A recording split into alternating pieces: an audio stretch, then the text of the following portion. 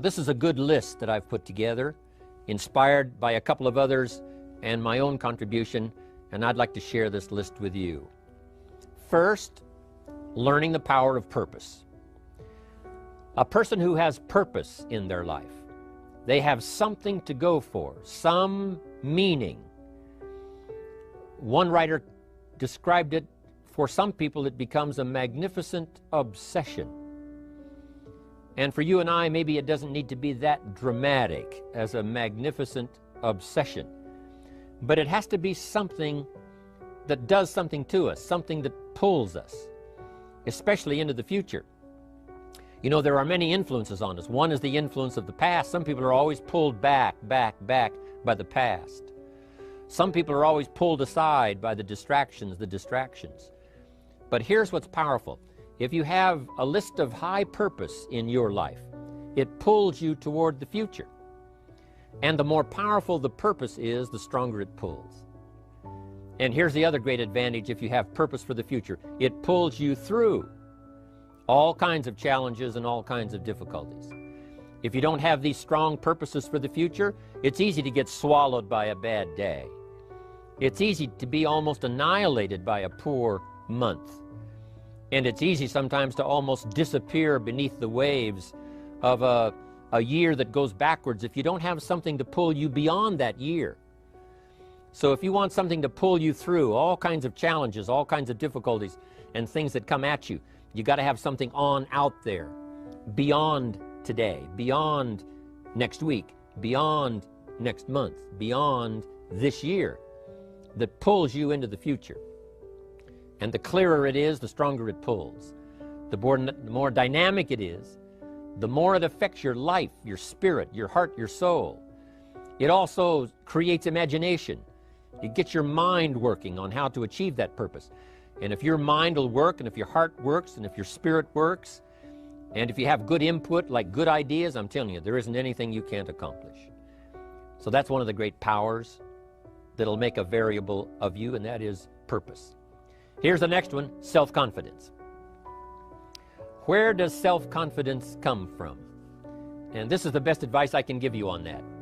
Not neglecting, first of all, the small daily disciplines. Self-confidence really comes from feeling good about yourself.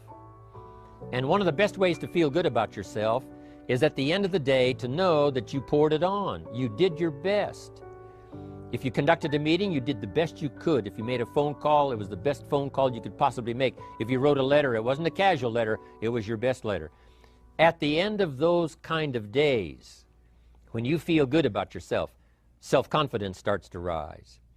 You know that if you can have this kind of a good day, you can have another one the next day, and those days become the weeks become the months, and the month becomes a powerful year. Self-confidence comes from the lack of neglect. If you will not neglect to do the small daily disciplines, that's where self-confidence comes from. Part of good health is self-confidence. I know I'm going to be healthy. I take the Herbalife products. I eat the apple a day. I walk around the block. I do the jogging on the beach. At the end of the day, when you've really poured it on and you've done all the stuff, self-confidence grows. That self-confidence affects your health. It affects your future. It affects your psyche. So this is true. One of the great powers is self-confidence. Self-confidence means willingness to do whatever it takes to achieve. Some people say, well, I'll do it for a little while and see what happens. You know, I'll try a couple of things. If that doesn't work, I'm out of here. And all of us know that that kind of person doesn't have much of a future. But if you're willing to do whatever it takes, if I have to learn a couple of things, I will learn those things. If I got to learn 5 or 6 things, I'll learn all 6. If I have to take an extra class, I'll take an extra class. If I've got to read the books, I'll read the books. If I have to consult with people who know more than I know, I will do the necessary consulting. Whatever it takes, I will do. That starts to develop unbelievable self-confidence.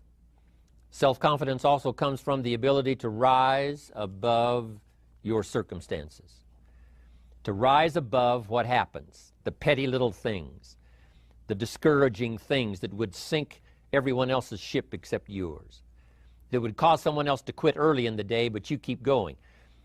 that kind of willingness to overcome all circumstances, whether it's the little challenges or the big challenges. If you're willing to do that, I promise you, this kind of power will work for you, and in you, the variable, it'll make a difference. The third on the list I had was enthusiasm.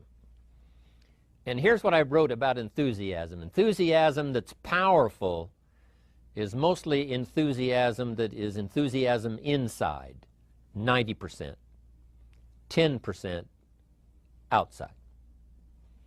We all know what the enthusiasm is like when somebody lets us see their enthusiasm, which is like the 90%, and only 10% of it is inside. But the enthusiasm that really affects people is not just being loud, but the enthusiasm that runs deep, the enthusiasm that comes from deep inside, created by self-confidence, created by purpose, created by genuine willingness to help other people. That kind of enthusiasm, knowing that you're going to get the job done, knowing you're going to affect people, knowing you're going to have testimonials flowing in from all kinds of directions. That kind of enthusiasm. A lot of it is quiet. A lot of it is unheard. And the 10% that's heard, it rings a bell. People call it genuine enthusiasm because they know that what you say in the outward display of your enthusiasm is only a small tip of the iceberg of the enthusiasm you feel inside that really motivates you to do the best job you can. Next on my list to help you become the powerful variable is expertise. Wanting to excel in all of the skills and settling for nothing less than an outstanding performance. If you're willing to be the best in your field, if you're willing to demand of yourself excellence in skills, to be the best that you can possibly be, in the training, do the best you possibly can.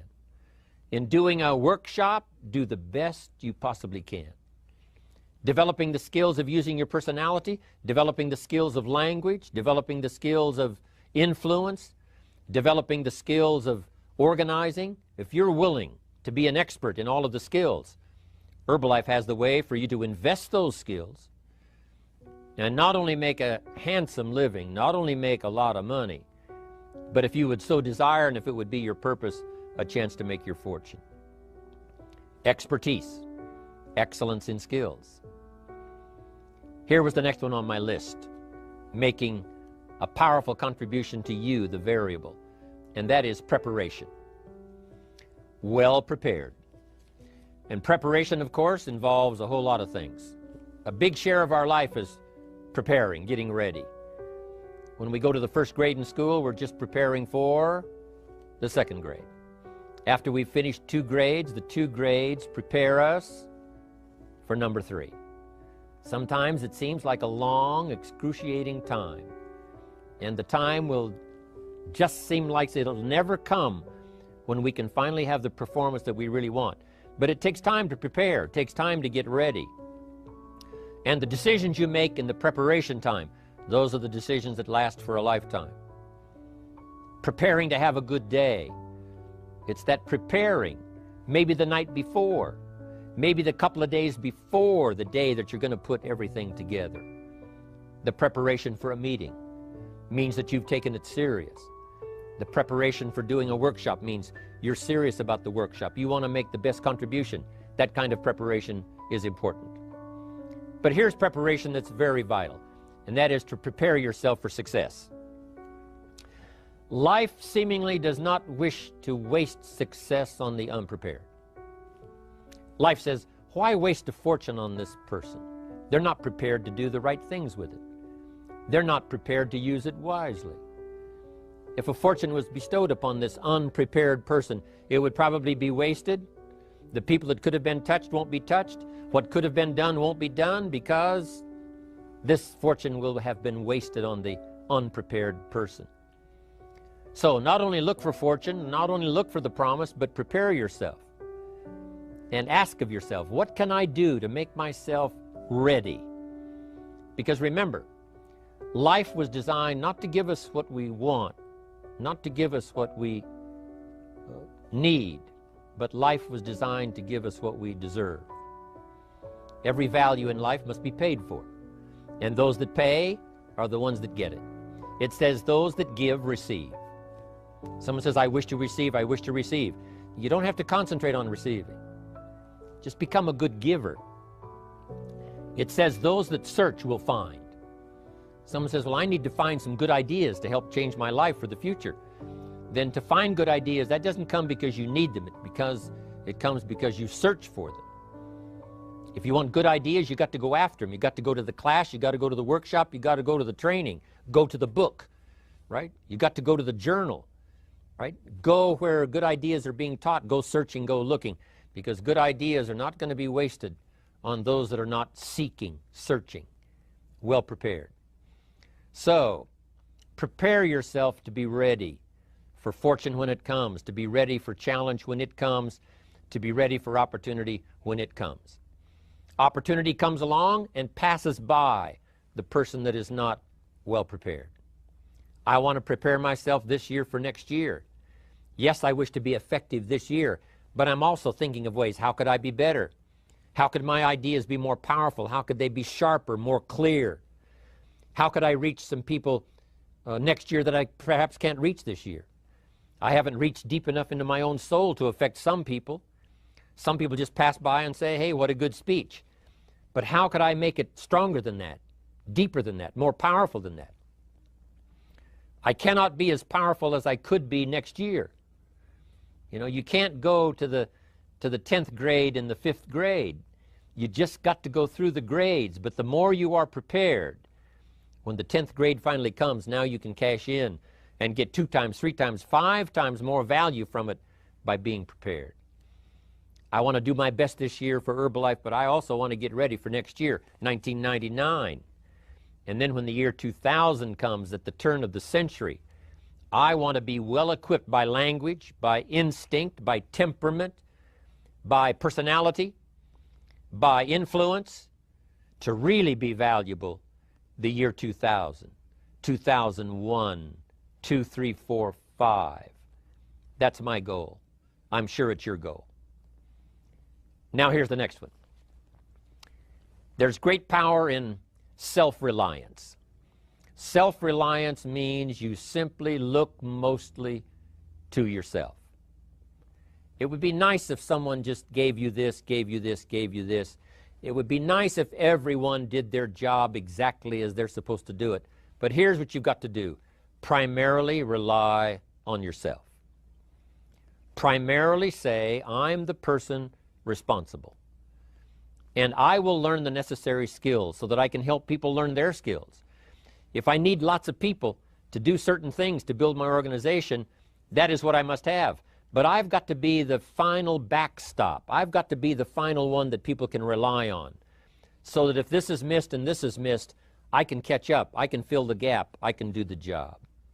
We have to do it when we conduct meetings. We have to do it when we conduct training. We have to do it when we're in a class of just a few. What someone might have missed, we're there to fill in.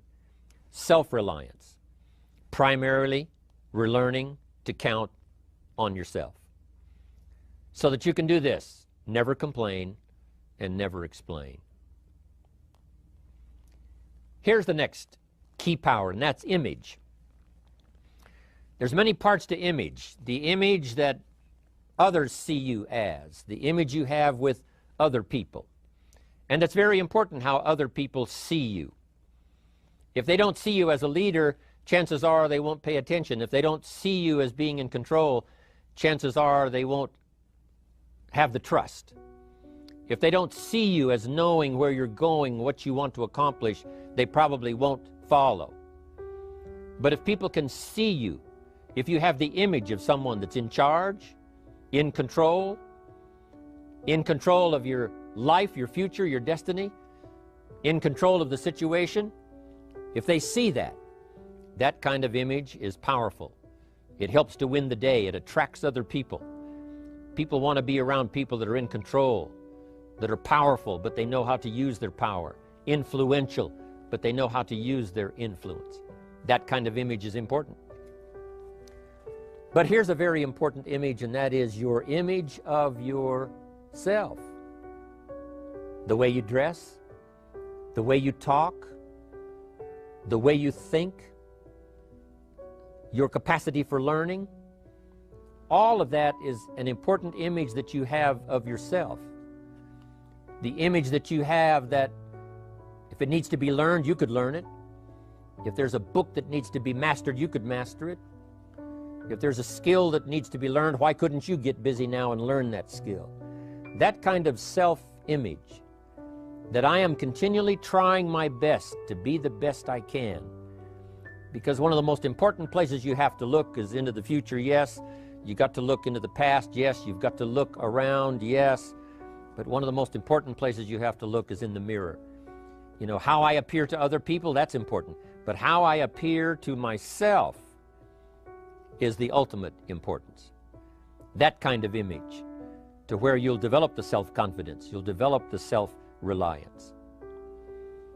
Now here's another one in my rather short list. The next word is character. Becoming a person of high values, a person of principles, a person of honesty, a person that earns respect. That kind of character. It took character when Mark started to put the marketing system together. How can we have a system that will build in the integrity, that people will know that if this happens, then this will happen. And if this goes wrong, here's the way to fix it. Unless you have the principles and the character and the integrity to put together a viable plan for a wide variety of people, then the system is not going to last very long. And I've been around long enough, and I'm sure you have been around long enough to see a lot of systems that got started, but they failed. And the reason is because they were not constructed with integrity. They were not constructed with character. They were not constructed with doing the right thing. They might have been constructed to take advantage. You know, cash it out as quickly as possible and leave. Mark was involved when others took advantage of him all those years ago before Herbalife. When someone took advantage and didn't have the character, didn't have the principles, and didn't have the character to stay, the character to see it through, the character to do the right thing. So this is important, to develop the character within yourself, that people see you as honest, as fair, willing to do the right thing, willing to be helpful, but always willing to walk the center line, not to pass the line. When we come to an opportunity like Herbalife, especially multi-level network marketing, it is so dynamic, it is so powerful, and it is so possible in fortune making that sometimes people want to speed up the process by cutting the corners, by neglecting to do the right things, you know, to cheat a little here, you know, cross the line just a little bit, because then, you know, it'll grow faster and you can cash in quicker. Not necessary here. Doing Herbalife right will build your fortune longer and stronger than trying to cut the corners and not doing it right. If we'll have the integrity that Mark had when he started it, and keep perpetuating that we will do the right thing by the marketing system, the right thing by a distributor who has a customer and they take care of that customer belongs to that distributor. That kind of integrity in the marketing system, the kind of integrity we have among each other, the kind of character we have to rely on each other, because here's what we cannot do. We cannot do this by ourselves. Mark's got to count on me. I've got to count on Mark. We've got to count on the president's team. The president's team has to count on the chairman's club for advice and counsel. We have to count on the millionaire team, the tabulator team, the world team. We've got to count on the distributor. We've got to count on the distributor giving the right message to the potential customer. We've got to count on the distributor giving wise counsel to the new recruit, teaching them the right way, the Herbalife way, the principled way, the character way. Vitally important. Building and developing your own character. Now here's another one. It's called self-discipline. Self-discipline, all of us have a challenge with that. Because sometimes it's easy, and especially if you're working hard, doing the best you can, it's easy sometimes to let up and let it go. But remember, So many people, especially now that we're as big as we are around the world, are counting on what we do. At home office, they have to be careful. They have to be disciplined. It's easy for the person who ships the product from Herbalife says, oh, well, I'll wait until tomorrow to ship it. And then they go home and sleep like a baby. But the distributor who's waiting for that product doesn't sleep that night, or doesn't sleep when the product doesn't show on time. But if everybody will have the discipline to say, I will do the best job I can. I will make mistakes, of course, because we're all human, but I'll try to remedy those mistakes and do the best job I can. That kind of self-discipline that understands how important your part is in all of the functions that work. Coming to work on the set here, HBN, there's so many people that play a part. And each one of the parts that are played is necessary to put on the broadcast, make it viable, make it real, make it powerful. Any couple of them missing, and it would be a disaster. But all of it put together, and it works like a charm. Each person developing the self-discipline to do their part, do their job. Here's one more, and that is the power of extraordinary performance and demanding of yourself excellent results. This is so important.